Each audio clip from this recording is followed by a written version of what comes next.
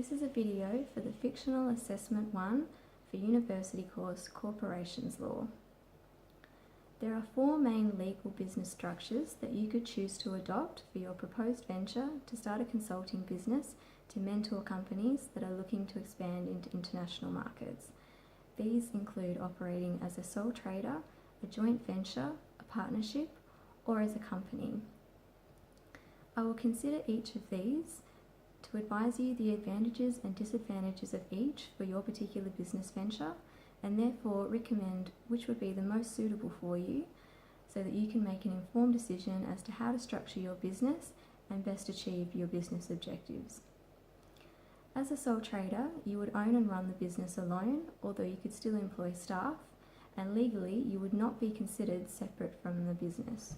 The disadvantages of this structure are that you would be responsible for all the management and financing of the business and personally responsible for all liabilities of the business. The advantages are that it is a simple structure and there are no regulatory requirements that are specific to being a sole trader, so you would have very few costs and formalities associated with setting up, conducting or ending the business. You would also own all assets and profits. In our discussion, you advised me that you were thinking of going into business with your friend and colleague, so you also have the options to instead structure your business as a joint venture or as a partnership. Choosing a structure such as these in order to associate with your friend to conduct the business venture offers you the benefit over sole trading of combining you and your friend's skills and resources.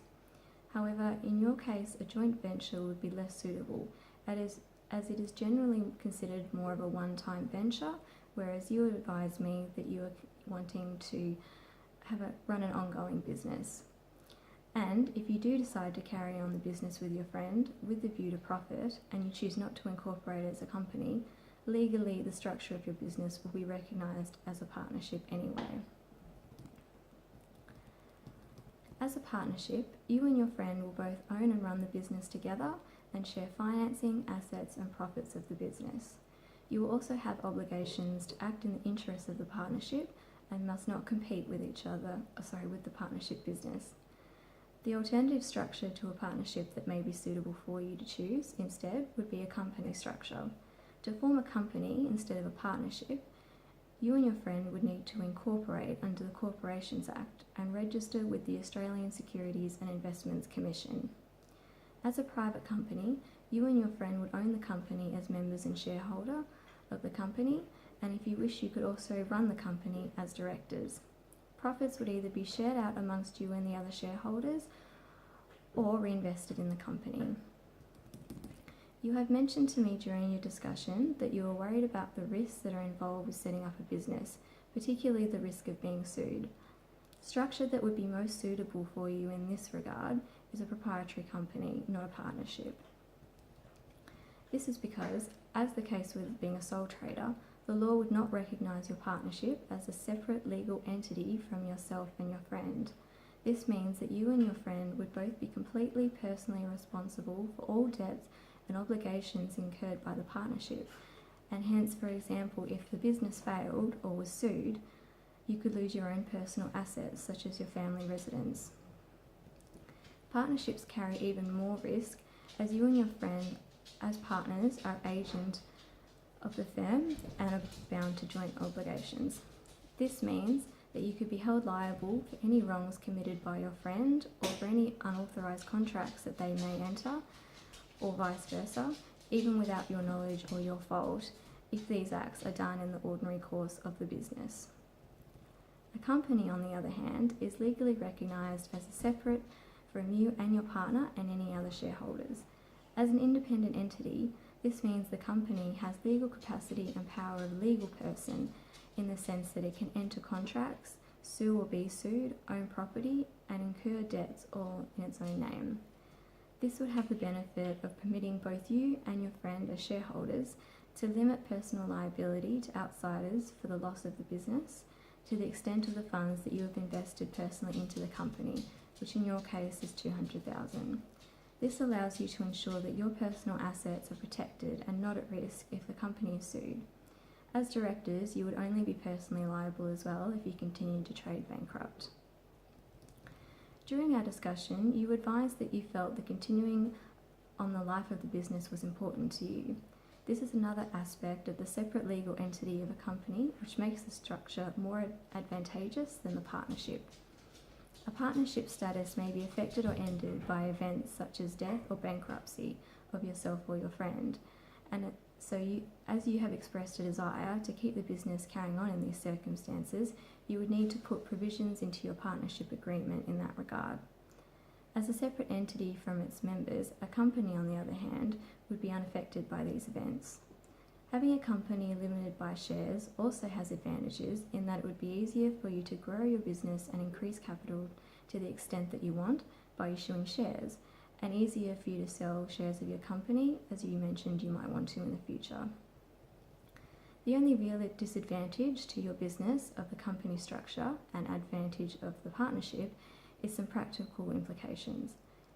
A partnership would be similar to that of a sole trader structure, in that it is another simple and informal structure, as you would have very few costs and formalities associated with the setting up, conducting, or ending of the business. There would be no formalities such as registration to start your partnership or end the partnership. It is simply formed by you and your friend's own conduct or by you making and forming your partnership agreement. It is flexible, as the internal structure, rights and obligations of you and your friend would be governed by your partnership agreement, which is not compulsory but recommended. Anything not covered by your agreement will be regulated by legislation, with no reporting or ongoing formal obligations unless you want to register a name. The lack of reporting or registering also means more privacy for you. A company, on the other hand, is generally a more formal and complex structure than a partnership and less flexible. It may cost you more to set up than a partnership and may cost more in ongoing administration. Legally, you would also most likely have more setup requirements, ongoing reporting and disclosure obligations, such as disclosing the company's financial situation. However, in your case, due to your estimated revenue and size, you would likely be regarded as a small private business, so it is likely to be less complex, especially if you or your partner are both shareholder and director, and you would have less obligations than a public company. It is also not much of a disadvantage for you, as you mentioned that you were wanting to purchase an office and work cars and things like that, and to put in the time and effort to set up the business properly. In conclusion, based on your particular situation, there are advantages and disadvantages for you in choosing either to adopt a partnership or a company structure, but either would be suitable. It is just a matter of you choosing which one is most suitable. However, in weighing up the legal implications and practical aspects of both, I would recommend that you choose to incorporate into a proprietary company, as there are quite a few more advantages for you than that of a partnership, and I think it would better suit your needs. Incorporating would put your concerns of risk and liability at ease and protect your assets, whereas the partnership will offer a great risk and no protection. It will also help better grow and finance your business and suit your future needs better, as it will enable you to easily keep the business going despite certain events and enable you to sell it easier in the future.